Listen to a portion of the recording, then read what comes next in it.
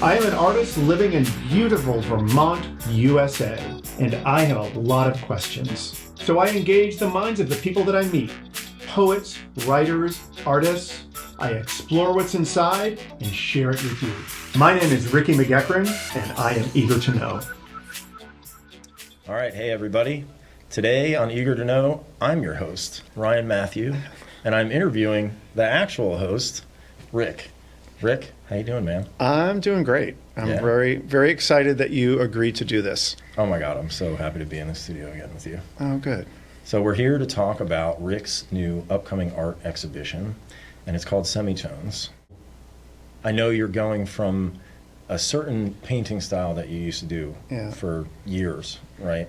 Kind of more realistic stuff, starting with pictures, kind of just doing a loose interpretation of that picture, and now you're moving into abstract. That seems like kind of a big jump. Tell me how the semitones kind of theme came in with that.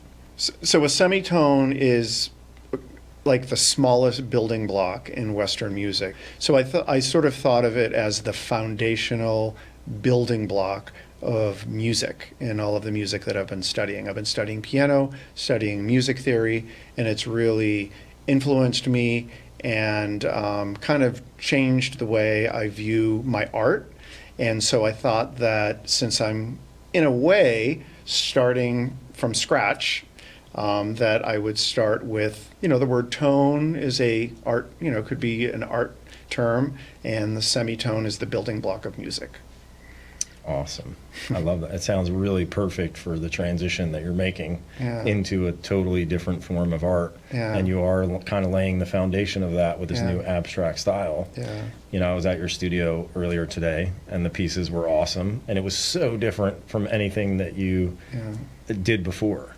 So how exactly do you think piano has influenced this new version of you? Like what do you feel is like awakening in you right now that is causing this new form of art to come out? Well, I would say the biggest thing is I sort of understood that abstract art could have true value in the world. I know that sounds like a very grandiose statement, but I would be exposed to abstract art and even interview abstract artists on my podcast, and I liked their art, but I don't know, there was part of me that just couldn't understand how it could be art if it didn't have a goal. Like how do you know if it's good if it doesn't look like something?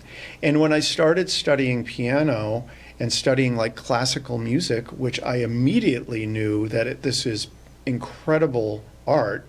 And then when I realized it's all abstract. I mean, Mozart is not trying to replicate the sound of trees blowing in the wind or the sound of waves. He is basically taking, different frequencies and audio frequencies, changes in audio pressure, and basically trying to make you feel a certain way and take you on a journey. And I realized that has true value in the world, and it made me realize that I could do the same thing with changes in light frequencies, which is color, and I could do the same thing, and it could be really incredible. Okay, great. So with that being said, what kind of a journey do you want to take people on during this art exhibition? I just want people to feel something and think something. That's all. I guess every painting that we went through in my studio, each one of them, some of them I told you like this is what I was thinking with them.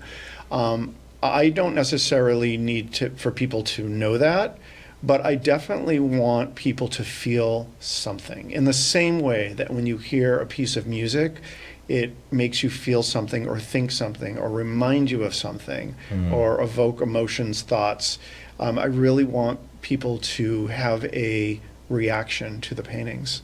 And if you could pick a reaction for anyone to experience, what would you want them to experience?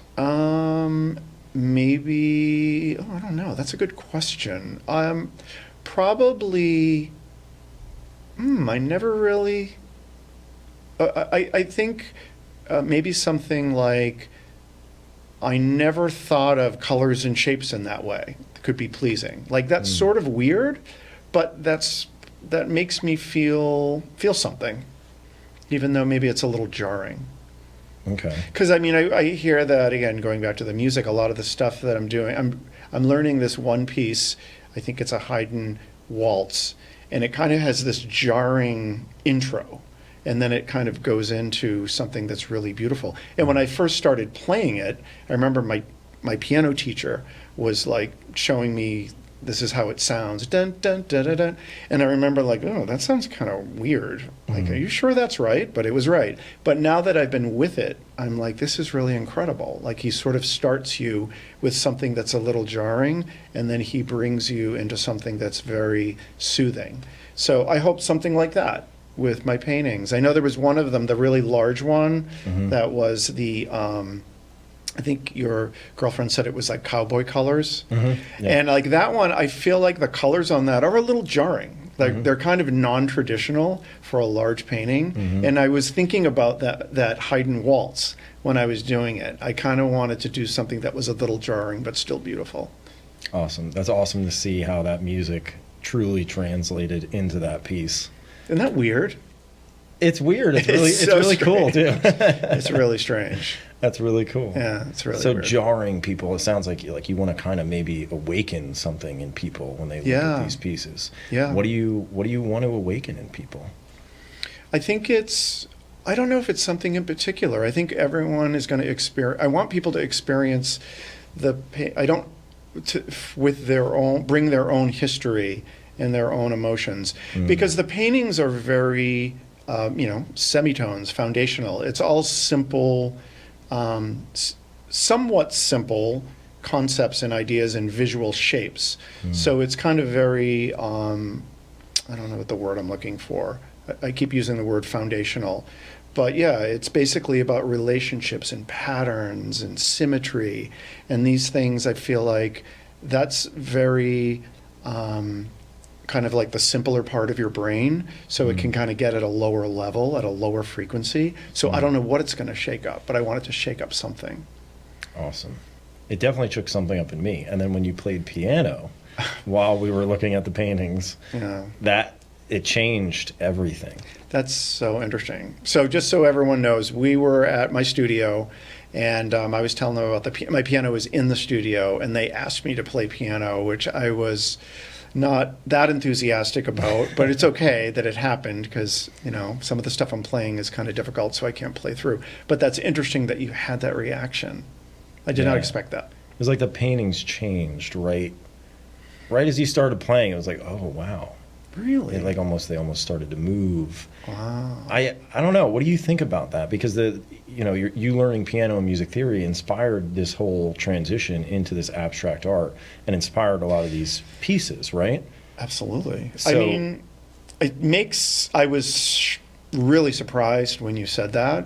And then when I realized you were serious, I was really surprised. I guess it makes sense though, but it makes sense. But I never would have thought that. I would have never have thought that.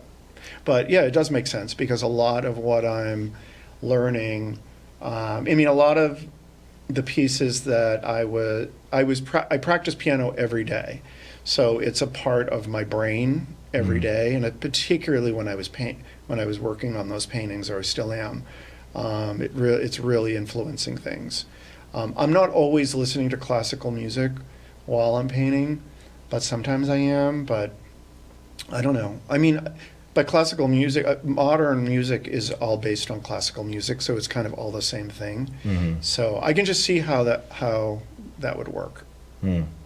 I feel like a big part of your future is going to be actually playing the piano at your art exhibitions. Really? I think I don't know. It changed something in me, All right. Yeah. Well, I think I would have to record it.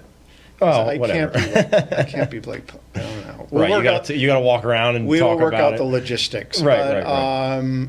Certainly anything is possible. And, and if I decide, we talked a little bit about musical composition, and, maybe in the future I will compose. I can totally see myself composing music along with paintings, for certain. Buy this soundtrack with this painting. Yeah, something like that. Right. That's Something cool. like that. But yeah, because the two are definitely, they are, the music and the visual, the painting are very close in my brain. They're not, it's not a perfect mapping, but they're definitely next to each other and they influence each other, as I'm sure they do for you. Yeah. You know, in your when you're playing music or composing music, I'm sure there is a visual component to that. It's a little less for me, but I totally see that. I definitely see. I'm not even sure, actually. But what I've never about really thought about But what that. about lyrics? So to me, Lyrics, yes. So like lyrics is like the other part of it. So that's like the other side. There's like the music, there's the visual, but then there's the music, and then there's the storytelling with words. Right. Which is, that's the other. I feel like it's, you know, a linear progression. The other side of it would be the words. So I can see how there would be they would be very close in your brain. Yes. The storytelling with words and the music. Yes.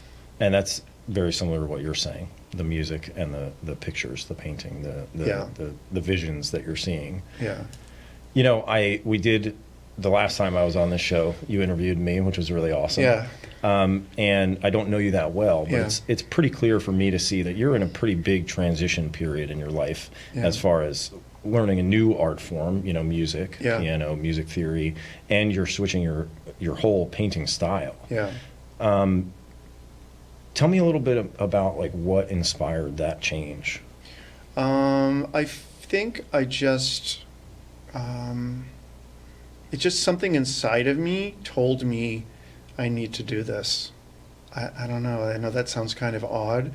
And it's not like I have thoughts like that all the time, but I definitely had them at certain points of my life where something is telling me you need to go in this new direction. And it's very, it's just, it kind of felt that way. I felt like with what I was doing, I mean, I love the paintings that I had been doing, and I probably will continue to do those as well. But there was something about it that felt that I'm a little strange up here, and I don't think that my paintings were very strange. Okay. So I feel like this strangeness and the way that the unique way that I can see the world and comes out of my mouth all the time, like if, you know, I think all my friends would think that I'm a little strange. It doesn't come out in my paintings. Those traditional paintings, and I think strange. Being a little weird is good. I just want to throw that out there to all the listeners. Being weird is good. Being a little strange is good. I'm totally fine with it. Yeah. I am totally fine with it. But I think that the paintings sort of express something that is a bit more unique, a unique aspect. Like more really you. Is that kind of what you're saying? Like a more authentic version of you? I probably wouldn't use those words. Okay. I probably wouldn't use those words. But I think that there's a part of, I think there's a part of all of us that is, you know, I don't know. I know that when I was a kid, I would fall asleep to music and I would see the music. And I don't know, maybe all people do this, but I would definitely see visual things. And then I know that, I don't know, so it's kind of like that, and I don't really know how to explain it. I just think that there's something inside of me, there's a percentage of me that's like everybody else, and there's a percentage of me, like all of us, which is why I do this podcast, is to find out that unique part of everyone. So I think maybe it's just trying to find that unique part of me, maybe. So maybe that little voice that you're hearing, like, hey, you should really try this out, try to do this. Maybe that's leading you to that little more unique part of yourself, is what you're saying. I think so. Yeah. All right. I'll go with that. Would you tell your listeners to, if they hear that whisper, to listen to it? Well, I think it depends on what it's saying. It depends on what your history of that whisper is, to be perfectly honest. I think that people have impulses and desires and pulls and draws that are not healthy at all. and they feel like this is what I was meant to do, but it's really not good for you, and it's really can be very destructive. So I think that you have to look at your own relationship with that voice inside your head. I certainly have things that that in the past have drawn me that felt like this is the thing to do, but it's really destructive. That particular voice that I was referencing, it's a very soft, subtle, kind of a low frequency hum type of thing. Of course, it's all going back to music, but it's this low frequency hum that's barely audible, but it's very powerful. So I don't know. I think people have to, I guess I would tell people to not, I don't want to be giving people advice, but I know what's worked for me is paying attention to all of it, all of it. And whether it's even, the things that make you feel bad, I think you should pay attention to that too. The things that make you feel stressed and anxious, and those are, you can learn from all of that. Really beautifully said. I know we talked a little bit about what you may want other people to experience or have that kind of jarring effect with these. Yeah. What do you want people to know about you through witnessing these paintings in this exhibition? I think I really just want people to feel something with the art. Awesome. I think they will. I You know think I felt so? something. Yeah. Yeah. I was really pleased with your response when you came in. You were definitely like, whoa. Yeah. I'm super excited for it. When is it? So the show is it's running in Saxons River, Vermont.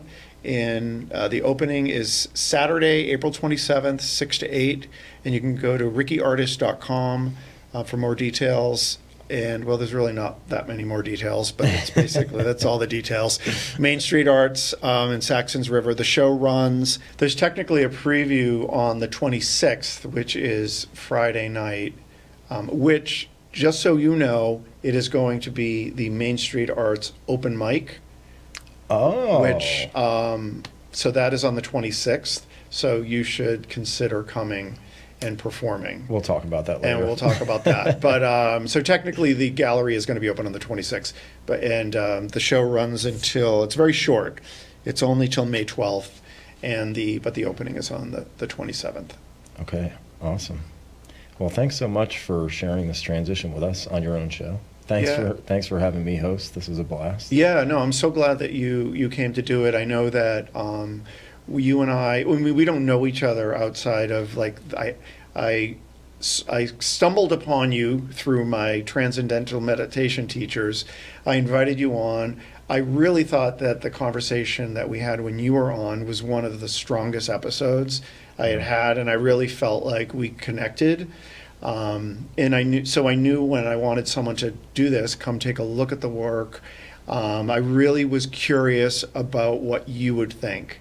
And would you say you were eager to know? I was eager to know what you would think, and I'm so glad that you made the trip over here and to do it. Yeah, thanks for having me. It was an honor. My name is Ricky McGuckran, and you have been listening to Eager to Know, the podcast. If you haven't already, please go to Apple Podcasts and subscribe, rate, and review this podcast. Join me next week for another Eager to Know podcast.